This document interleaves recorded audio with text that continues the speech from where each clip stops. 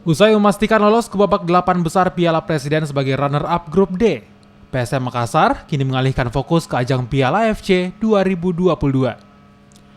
Tergabung di Grup H, PSM Makassar akan mengawali pertandingan perdana mereka hari ini dengan menghadapi Kuala Lumpur City FC di Stadion Kuala Lumpur FA, Malaysia. Persiapan pun terus dilakukan, termasuk menggelar latihan di Stadion Mini Shah Alam, Malaysia. PSM berjanji akan memberikan kejutan bagi tim tuan rumah saat pertandingan nanti.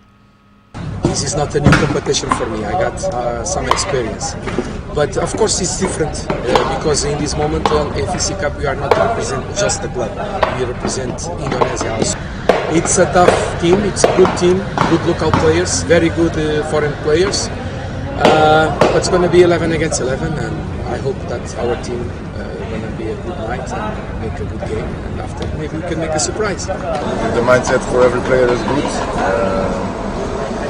We need to become good. I think we need some time, of course, to learn each other and stuff like this. But yeah, I have a good feeling.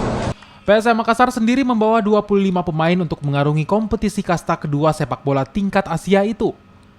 Mereka pun berharap dapat meraih hasil positif di Piala AFC tahun ini. Arif Tiritana, Kompas TV, Makassar.